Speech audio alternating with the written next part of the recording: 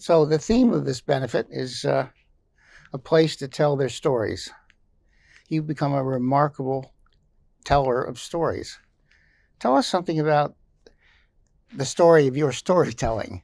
Okay, how did it begin? So people ask me what I do for a living, and I tell them, usually I'm an author or a journalist, but really the truth of the matter, as you say, is I'm a storyteller. It's what I love to do most, and I feel I deeply believe in the fierce power of narrative. I think especially at this moment in time, there's just far too much shouting going on in the Amen. world, and so the beauty of storytelling is it lets people find their own ways. And I don't know anybody out there who doesn't like a good story. And so the stories I tell are stories that are difficult, I think, for people, or at least about difficult subjects. And so if I can find the right stories, I can pull people in before they kind of realize where they're at and what they're grappling with. Right.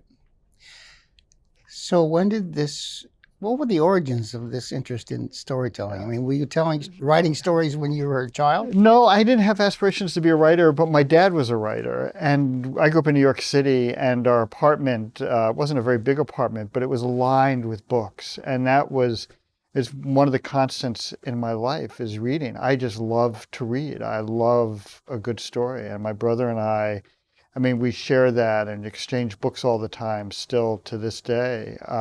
So my dad was a Ah, novelist. I, of course, am a nonfiction writer, but we share this love for stories, mhm. and I think through osmosis, I probably acquired some of those storytelling skills from him. I kind of stumbled into this profession. I graduated from college. I was kind of a lost soul. I think like so many young people, I ended up working on a cattle ranch for a year. And then I got a job at a small alternative newspaper in Lansing, Michigan. And it was there that I thought, man, if somebody's going to pay me to do this, this is what I'd love to do. So how long did you work in that paper? So I lasted at this paper, the Lansing Star, for only 8 months. It was the only place where I didn't get along with the editor, and I either quit or got fired, depending who you ask. And I ended up staying in Michigan for the next 4 years, and I freelanced. It was during the late 1970s, during this deep industrial recession in the Midwest. NPR was desperate to have somebody out here, and they taught me radio over the phone, Hmm, and I contributed to All Things Considered, a morning edition. Michael Moore was publishing his paper up in Flint, the Flint Voice, and so I would go up and stay with Michael for a week or two at a time and work with him interesting. on his Huh. paper. And it was in the midst of this kind of deep recession, this remarkable decline in the automobile industry, that I sort of began writing about not only telling stories, but also beginning writing about people who were in one way struggling, if not, and trying to persevere through All some right. really difficult times. Tell us about the sequence of events that led to There Are No Children Here and how you met the family and Sure, yeah. how, So I had dropped out. I think, as I mentioned earlier, I had dropped out of college for a while, and I worked as a community organizer on the south that's side of something we Atlanta. share, by the way. I dropped out for 2 years. Is it okay? Well, I didn't drop out quite for 2 years, but enough to make my parents anxious, I think. But I worked as a community organizer, primarily with kids, and it was on the south side of Atlanta, which at the time was the second poorest census tract in the country. And I thought I was pretty savvy about life in America, about what it meant to be poor, what it meant to be black. And I think I was kind of had some of my assumptions upended in my time there. I mean, I saw this profound generational poverty. I saw the institutional racism embedded in all these systems that were there presumably to assist people, and often made life harder. And so that stayed with me, and I got a job of all places at the Wall Street Journal, and I wanted to go back to Atlanta actually to find out. It was 10 years later to find out what had happened to some of those kids. It wasn't practically possible, so I did the next best thing, which was to go to a public housing project, which was then at the time just a mile and a half from my office, which was then downtown. Hmm. And I again was really knocked off balance. It was my first time in the projects. And I got to say, I felt my initial response was this deep sense of shame. Like, how is it I could not know? I mean, I lived just a mile and a half from this place. And it was one of the most distressing communities I had ever been in. And as I came to learn, it had everything to do, again, with this institutional neglect. This was the Henry Horner homes. It was a Henry Horner homes. I originally, of course, as an outsider, given what I do, I'm always an outsider, if not by race and class, by geography, gender, now age. And so I found this institution there that was deeply respected in the community, what was then the Boys Club, now the Boys and Girls Club. And I got to know the staff there, and they invited me to hang out. And for 3 weeks, I would just go and play basketball with the kids. I'd shoot pool. I would just talk to them. And it was there that I connected with Lafayette and Faro, and I also got to know the community. And wrote a story for the Wall Street Journal about a summer in the life of the older of the two boys, Lafayette. Especially, I think the thing that really unsettled me initially was the violence. I was simply unprepared for what I saw and what I heard. And so this piece was about this young boy who at the time was 12 years old trying to grapple with this daily onslaught of violence. And then I went back and I spent the better part of 2 years. And, the book for me is really about what it means to be growing up poor in the world's wealthiest country. I mean, this kind of physical and spiritual isolation. How long did it take you to establish a kind of basic trust between yourself and the family? Right. So, trust, obviously, given what I do, is so important. And, I'm asking a lot of people. I'm asking them not only to share their stories with me, but to share them in this very public way. And so with Lafayette and Faro, to be honest, it was kind of easy, if not immediate. They were young. They were 12 and 9 years old. I walk into their life as, immediately they're concerned.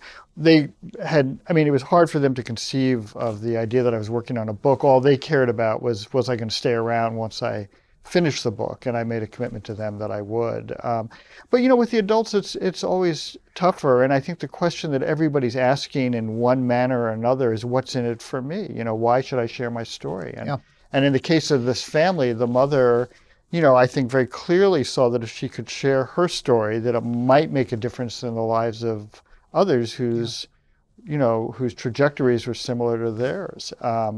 Others, it's sometimes to right a wrong, and sometimes it's simply because nobody's ever come along and asked someone about themselves. Right. Yeah. Well, you just used a phrase that really resonates with me, that they wanted to know if you were going to stick around. Right. The director of the Institute, Erica, tells a story about talking with a school principal who expresses some amazement that she keeps coming back. It's not just a promiscuous come in, provide the service and leave. And we've been at this school now for 10 years, and we just keep coming back. Right. And in a school system and in a population that experiences a lot of movement in and out of the schools, teachers as well as students, that continuity is incredibly important. Right. So, yeah. How long did it take to establish some trust with the mother? That actually was reasonably quick as well. It was others in the community. And, some people, to be perfectly frank, some people in the neighborhood never sort of opened up to me. The story I always remember is, after the book came out, we were on the Oprah show. It was kind of my claim to fame in the community. And I remember going back out to the neighborhood after that. And I remember there was a woman on the third floor who would never even acknowledge me when she saw me. And she looked out her window and she said, "Now I know what you were up to all these years." And I understand that distrust. Here I am again, an outsider. I'm white. I'm middle class. The only white people who spent time in that community really were the police and the teachers. And of course, the teachers were in and out, during the course of the school day. So I understand that. And I run into this all the time, is that people are reluctant sometimes to tell their stories. And I can be pretty persistent. I also know enough when to walk away. Because there is, especially because I'm telling the stories of people who are already in vulnerable positions. And you make their story public, and there's something can be incredibly empowering about it, but you also want to be careful that you're not compromising them in any way.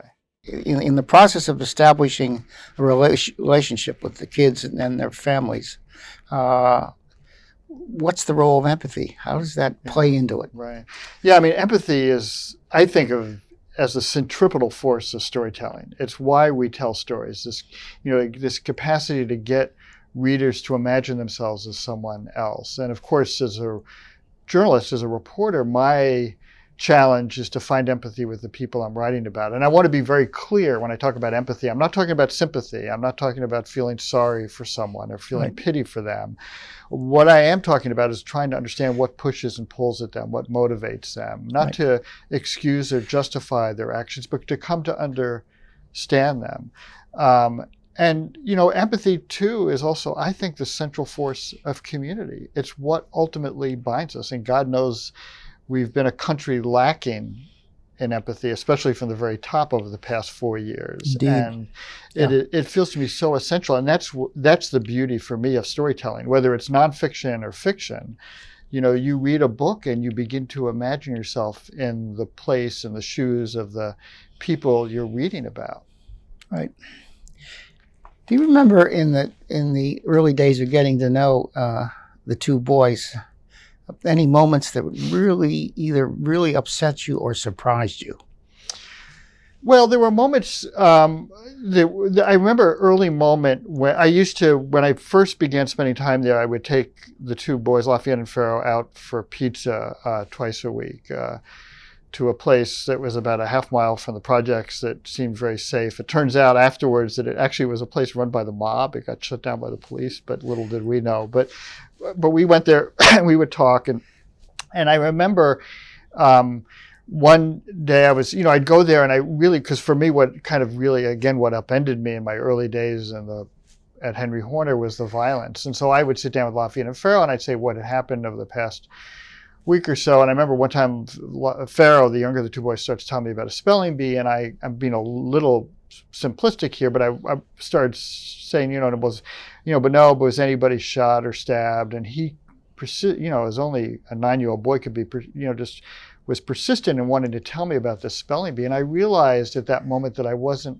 hadn't been a particularly good listener, and that as an outsider, and this is, I think, one of the things I've learned over the years, I was drawn to all the things that felt unfamiliar, and was kind of neglecting all the things that we had in common, and Pharaoh had a love for school, as did I. And so I became much more attentive to that. And in fact, the very opening of the book is this moment with the two boys and a friend of theirs and a cousin hunting for garter snakes in these nearby railroad tracks. Right. And I very purposely opened the book with that moment because it was a moment that at least I hope readers could identify with as well. We all had these places of refuge as kids.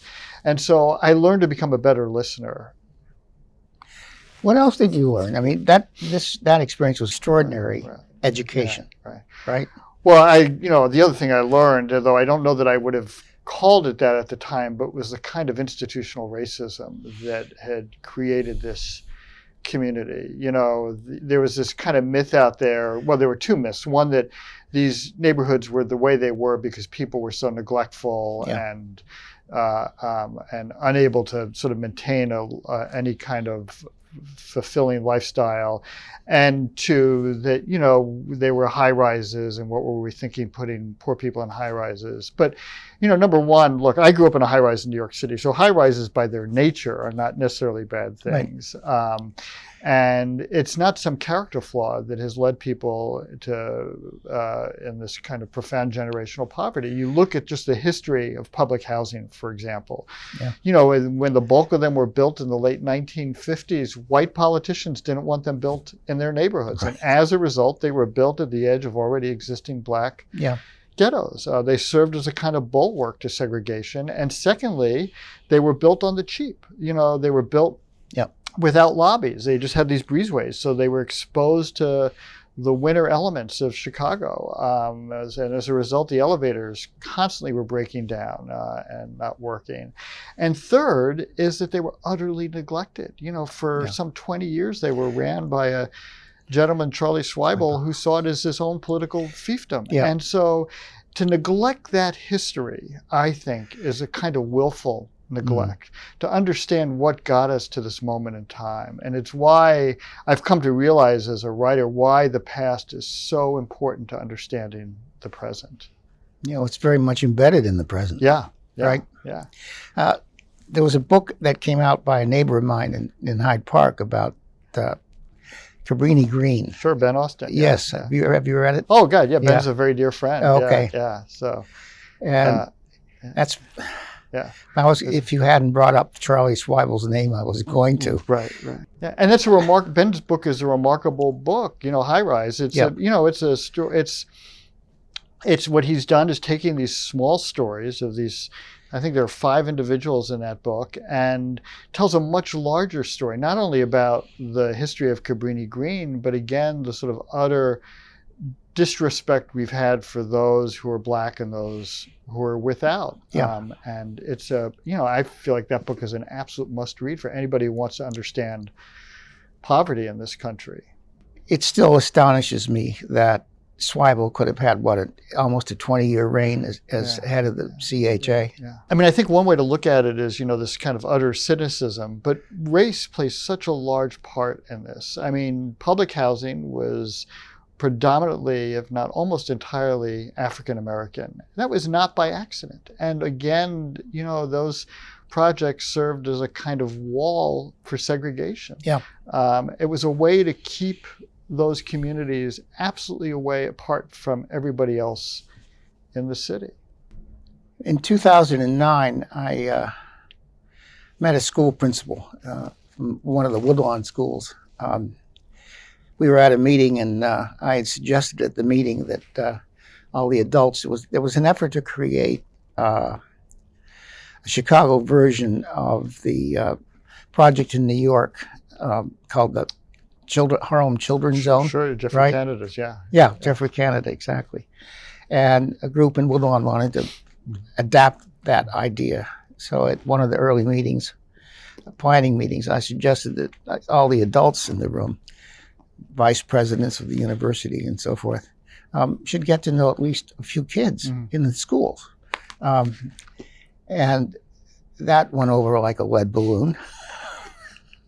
But after the meeting ended, one of the principals who was on this planning committee came up to me and said, "Were you serious about actually getting into the school?" I said, "Yeah." "Well, would you like to come to my school?" I said, "I'd love to." So that's how it started. Huh.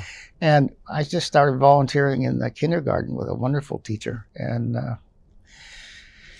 met this little boy who seemed to be utterly detached from the rest of the class. He was kind of in an orbit of his own, and reached an agreement with the teacher, Molly, and the principal that I would start working with him, with no clear idea of what I was doing. And then I managed, by an extraordinary set of circumstances, to connect with Erica Schmidt, who backed me up in my work with this little boy, because he was clearly very troubled. And that's how it started. And then that went on for 18 months. But at the end of it, it's just emblematic of what I was talking about earlier and what we agreed upon, the turnover. We'd made a good start with this little boy, and his mother quixotically took him out and placed him in another school. But Erica and I started talking with the principal and offering some ideas about how what had started as a one-on-one tutoring project could be expanded a bit within the school, and that's how the holding circle got started. And we had never had much money, but figured out ways to keep going. So none of this was planned. It all sort of evolved. Right. And the cumulative effect for me of working with individual kids or teams, sometimes pairs of kids, it completely upended my understanding of educational policy. And there's a basic kind of biblical injunction for me now: stay in the gravity field of children. Right. Because the moment you leave, you get off into other gravity fields, and the worlds of the Swibels or God knows what else, right? I agree with you that on the one hand, that we need to, I like that notion to stay in the gravity field of children. Absolutely. And in fact, one of the things that's most encouraging at the moment with this current administration is it does seem like the gravity field of children is what's driving their policy around coming out of the pandemic. But I think it's really important for us to recognize that in grappling and trying to assist children, we've got to find a way to work with their families. I mean, families is the most important, most essential institution out there. And of course, we have failed miserably from a government level in trying to intervene in the lives of these families. And so I think that we have to ask ourselves whenever we think about public policy, is this public policy going to help fortify and strengthen family? So I think of, more affordable housing. I think of, better quality schools. I think of access to healthcare, all the things that are so essential to just the fortification of the human spirit, but also to the fortification of family. And I feel like it's really important that we not think of children isolated from their families, because we've made that mistake in the past. Right. The other thing I want to say too is that first of all, I admire what you did at this school, and you talked about earlier about sort of how you suggested that maybe some of the leaders in the college at U of C should come down and meet these kids, and I feel like it's one of the great paradoxes of this country is that we like to think we're all in this together, and yet we lead such disparate lives. We tend to spend time around the familiar. We live with people who look like us, who think like us, who talk like us. And so at the moment, short of really finding a way to integrate our cities, it's going to feel a little contrived, but we've got to find a way to spend time in communities other than our own. Amen. Yeah. Well, on this point of working with families, you find strong support from the Harvard Center on the Developing Child, which has done some really remarkable work, both research and policy development. And they have come down very strongly on the importance of, say, working with mothers as an integral part of working in the schools, and indeed making the mother the primary focus. So I must say we tried, from the get-go, to establish strong connections with families. It has been an uphill struggle all the way. Right. One of our group started a family group, and the population of their weekly meetings never exceeded 4 or 5, and by the end it was down to 1 or 2. Right. But you don't give up, but it's very hard to do. So I agree. For example, came in one day. I was working with 2 boys that were 4th graders, and they were on the 2nd floor. I came up to the 2nd floor, and I started to walk down the hall, and the 2 boys were out in the hallway, and I knew immediately what had happened. What had happened is they'd gotten themselves thrown out of class, and the reason is something was going on in the class that made them uneasy, or frightened, or anxious. And they knew exactly what buttons to push with the teacher to get themselves thrown out. Right. It's amazing how kids find ways of navigating their way through school, which can be a anxiety-producing experience. Right. I mean, I think one of the things we've underestimated are the stresses and burdens, one, of growing up poor, and then the stresses and burdens and trauma of being exposed to community violence. And that's very much what my recent book, An American Summer, is about, which is about the toll the violence takes on both the spirit of individuals and the spirit of community. And in fact, one of the stories I tell in that book is of a 16-year-old boy, Marcelo, who on the one hand is a member of a street gang, on the other hand is a straight A student, and he's trying to navigate this tightrope. And a really, really smart kid. And at the age of 16, he gets shot and suffers from profound trauma as a result. And so I spent, the better part of 2 years following Marcelo's journey as he tried to sort of find his way through this morass. Well, tell us a bit about the genesis of American Summer. I mean, you have to some extent, but how did you get into that? So I think of An American Summer kind of as a bookend to There Are No Children Here, the book we've been talking about. And I think one of the things, again, that's unsettled me over the past 30 years is the stubborn persistence of violence, not only in Chicago, but in virtually every major American city in this country. And the commonality of that violence is that it's all occurring in very distressed neighborhoods. And so it's very clear to me that the violence is really a symptom of this profound poverty where especially young people have lost any sense of future, any sense of hope, and also where young people are filled with a kind of anger that they don't really know where to direct. And so the book is these stories, collection of stories from one summer in Chicago, stories that surprised me, that kind of upended what I thought I knew, about people wrestling with the violence, about a mother who ends up forgiving the man who shot and killed her son, about another young man who at the age of 18, shot and killed a rival gang member. And his story is about trying to find a way to forgive himself for what he did. And then the story of Marcello. And it's a collection of a dozen or so stories from this one summer that all kind of weave together as a kind of mosaic and helping us, or at least helping me better understand the impact on the violence. Yeah. One of the passages that in that book that really struck me was just one paragraph. We were talking about the fact that in Chicago, the vast majority of murders and shootings go unsolved. Right. Murder someone, and the chances are only, I'm quoting you, murder someone, chances are only 1 in 4 that you get caught. Shoot someone and injure them, it's only a 1 in 10 possibility you get charged. How do you explain that? So if you ask the police and ask the authorities, they'll tell you, it's got everything to do with this code in the streets, about this code of silence, which is kind of hogwash. It's not to say that there isn't some of that, but the truth of the matter is people are afraid. And if I were heading the police department, that would be my number one priority, is how do we make people feel comfortable and safe so that they can come forward. But one of the things I did working on that book, I ended up not writing about it, was I embedded with a homicide unit over the course of the summer. Right.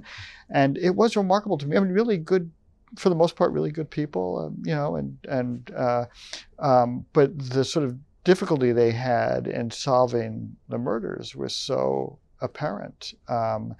And it has everything to do also, of course, with this distrust, which has only grown over the past year between the police and communities of color. What can you be more specific about the fear that you talked about? Well, there are two things at work. So one is this distrust, which I really can't underscore enough. I mean, one of the stories I tell in my book is a story of a police shooting where three police officers shoot and kill a 17-year-old boy. They unloaded, I believe it was 45 rounds of ammunition. One of the police officers had a semi-automatic rifle. Those police officers were never held to account for the murder of this young man.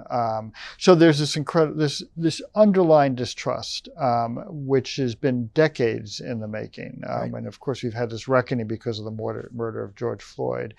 And then the other part of it is that people who are victims of a crime or have witnessed a crime, who are asked to come forward, don't want to because they don't feel like the police have their back. And they worry that there's going to be street justice before there's any kind of real criminal justice.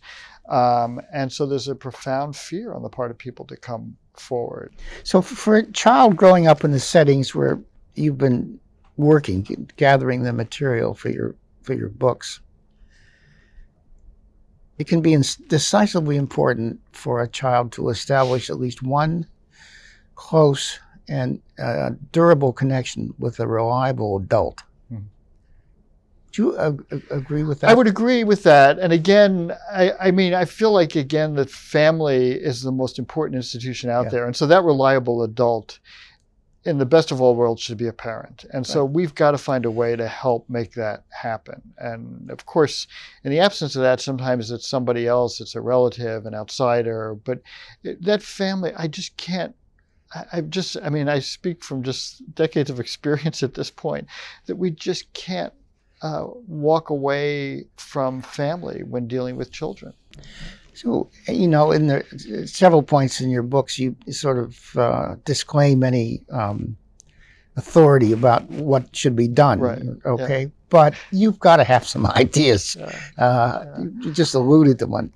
Yeah, so Expand on that. Right. Well, so first of all, I'm going to tell you, public policy is not my bailiwick. I know that. I don't have the patience for it. I don't have the bandwidth.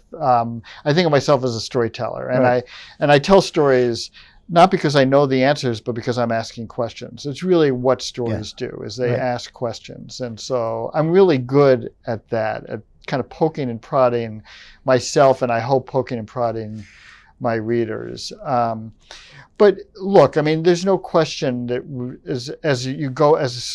as I went back and so, for example, explored the history of public housing in Chicago as an example, and you look at the history of public policy and the sort of the kind of institutional racism embedded in that history, that race is one thing we've got to reckon with. And I do think that, one of the good things over the past 6 months is there has been a kind of national reckoning, and I hope that sustains itself. I hope that continues.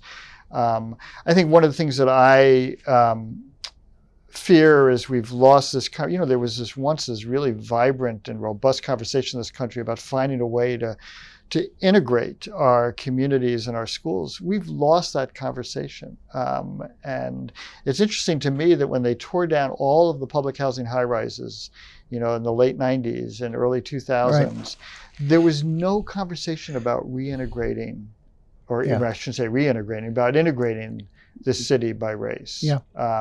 And I fear that we've lost that conversation, and we need to find a way back to that. Because as long as you have segregation, things will not be equal. I think that's been pretty well proven by this point.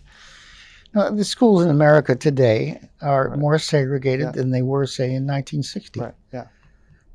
It's appalling. Right. And very well. Yeah. No, and separate but equal is not a foundation that we can build on. Right. Nor should it be.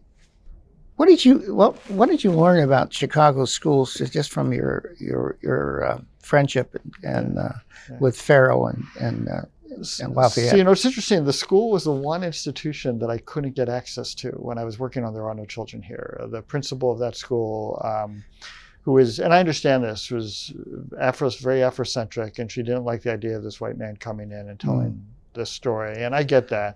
I got to know the schools better, actually, subsequent to There Are No Children Here. I spent, for a project I did for This American Life, the radio program, spent 6 months at Harper High School on the South Side. And I will say I think one of the mistakes we make in thinking about our schools and distressed neighborhoods, that these are places that kids don't want to be, that these are places that are out of control and violent. But in fact, it's just to the contrary, that these in fact are places that kids really look to and find refuge in. And actually, when we talk about the violence, it's not happening within the walls of the schools, it's happening in the neighborhoods. And what happens is, of course, those kids bring all that they're carrying into the school every morning. Right. So I feel like that we need to find ways to build on the schools. Absolutely. And kind of what you were talking about earlier is thinking about sort of much more holistically. I don't understand why we don't have schools open in the afternoons and evenings for tutoring, for free dinners, for counseling for kids and or their parents. It just seems so intuitive. Couldn't agree more. But as you also say, the other issue too, I got to just say, Bruce, is what's really important is the schools are so deeply segregated. And I think we tend to forget about that and neglect that and think somehow separate but equal is, again, this kind of foundation that we can build on, and we can't. And nobody makes this argument better than Nicole Hannah-Jones, a writer for the New York Times, about the sort of legacy of segregation and why separate but equal is simply not a way forward. Gerald Rice had been involved in a shooting, which has resulted in somebody's death. He had serious developmental issues. Right. He was tried and convicted, and when it came time for the judge to pass sentence, and you quote the judge, and I'm quoting from you, "It is with total reluctance that I enter this sentence, and it is only because I believe I have no authority to do anything else that I enter this sentence." And the sentence was natural life in prison. Yeah. No possibility of parole, right? Right. Yeah. Right. This was one of the many consequences of that passage, that period of time when Illinois and other states were vastly increasing the number of prisons and passing these draconian laws. Right. And as you note in the book, a couple of years later, the Supreme Court said that's unconstitutional. Right. But both books really bring home the stories of, in addition to the stories of the kids, they bring home the stories of public institutions and systems that have profound impact on the kids. And the pictures that these institutional stories paint is really downright ugly, for the most part. Right. So, no, I mean, there again, you look at the history, especially the recent history of our criminal justice system. And as you point out, in the 1990s, when we, saw, when we were using the term super predators to describe young people who had gotten into some trouble, somehow as if they were without conscience, without morality, without remorse.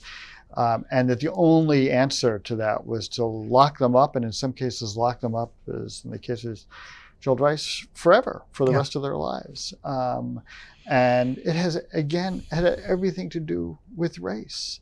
Let's please, I'm not saying this to you, but I'm just saying this to the rest of us, is let's not neglect that. Let's not forget that. And look what the outcome has been, which is to incarcerate more people than any other country in the world, right? Yeah.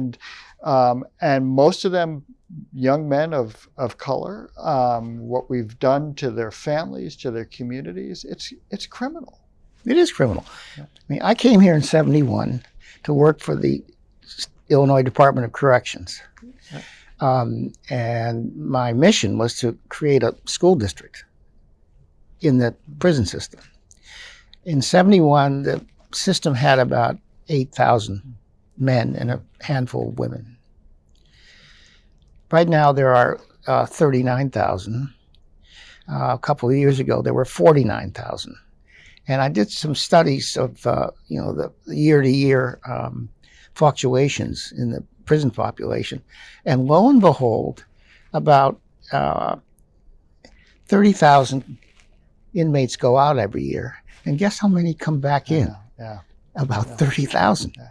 Now it's gone down a little bit, but the reach of the system is just is awful. And those numbers are astonishing that you've just quoted. I mean, that the idea that it's gone up from 8,000, if I understand right, to 49,000. Yeah. I mean, what's going on? What's changed? The only thing that's changed is who we are, and I don't, and it doesn't speak well to who we are as a nation.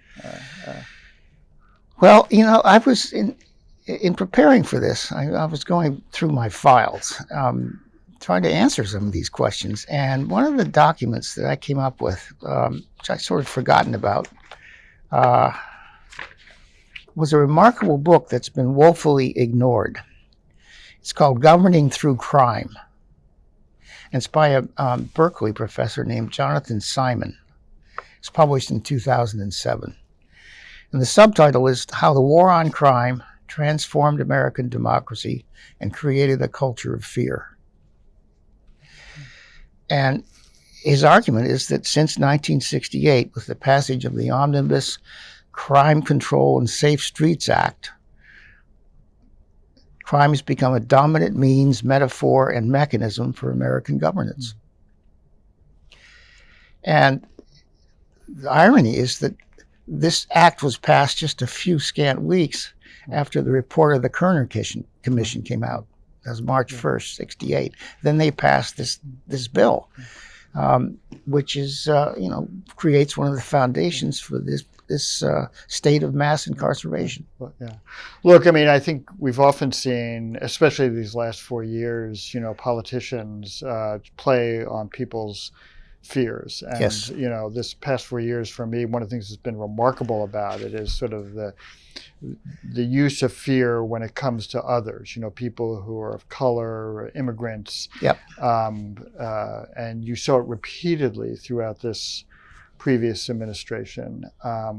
And I think we have to be really careful about that. It's not who we are, I think, as a country, and it's certainly not the best of who we are as people. And again, it speaks to this fact that we lead such disparate lives. I always think what Bryan Stevenson, the civil rights lawyer, talks about is the importance of proximity, how being proximate with people will upend the way you think about people who are unlike you.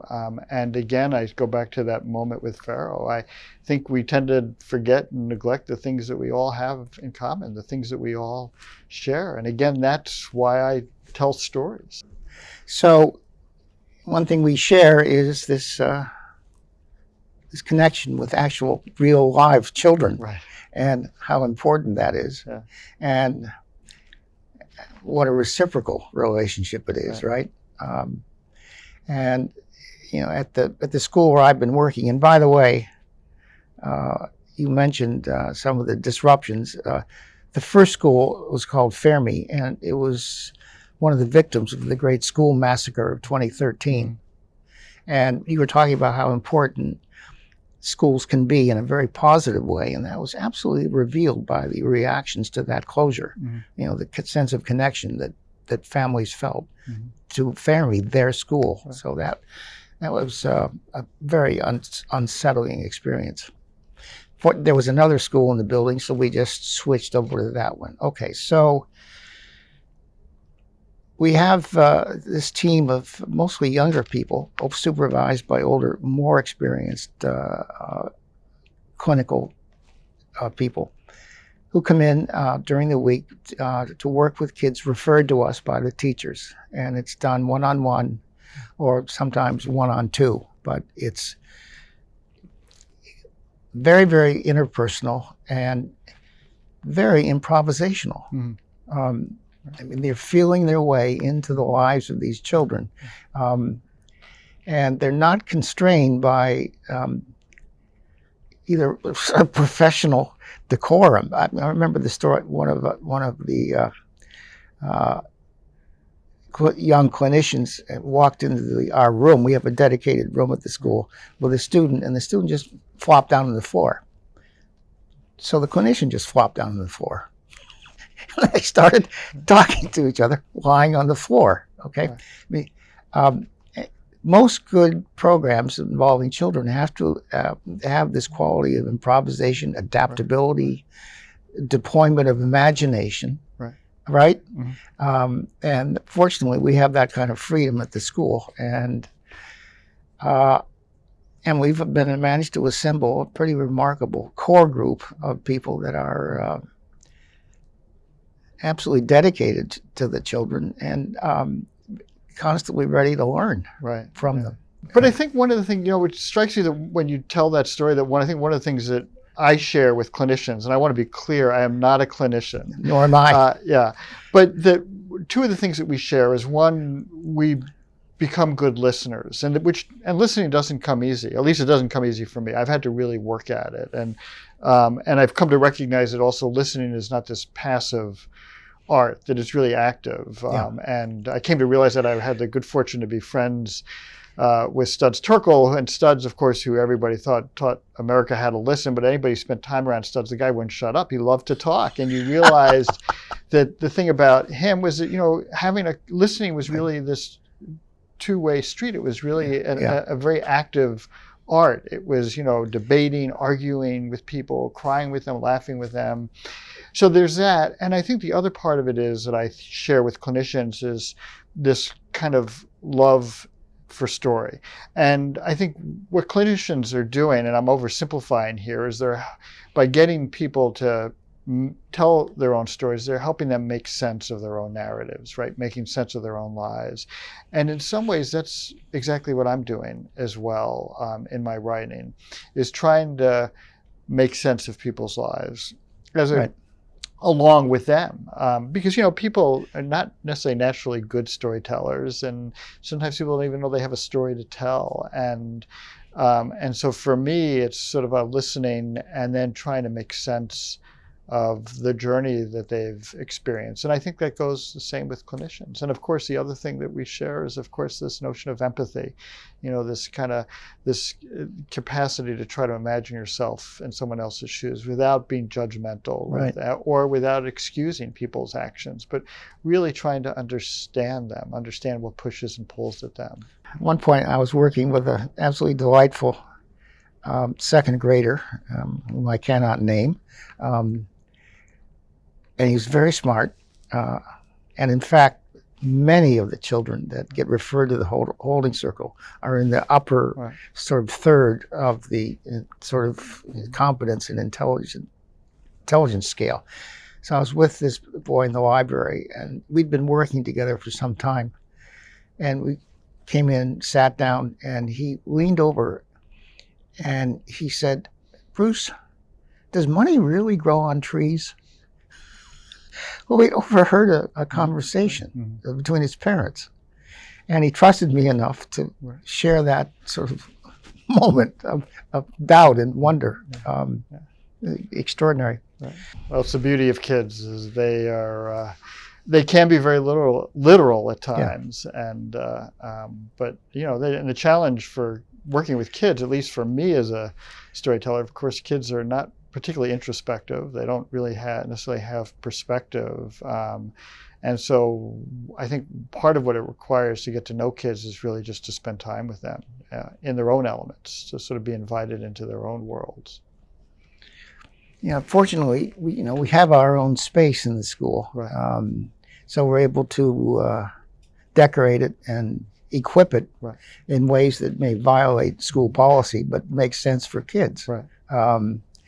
So we have bean bags and things that, very, very comfortable chairs and mats that the kids can lie down on, so that it's a comfortable and inviting and reassuring place for the kids to be. First of all, I just got to say I admire your work and what you've done. And this is the first time we've met, and I just sense that we share all the common ground that you and I hold. And I suspect all the common ground that I hold with the Institute, and I think, the center of that is this notion of storytelling and empathy, which is just so central to who we are and so central to the notion of community. So thanks for having me. Well, and thank you for, in anticipation of this event, I went back and either read or reread 3 of your books. There's one that I haven't read about a city. City So Real. Never Right. a City So Real. That's on my to-do list. But, it's been a treat to think about what our group has done over the last year, what we hope to do. And it's been wonderful to share stories. Well, thanks for having me.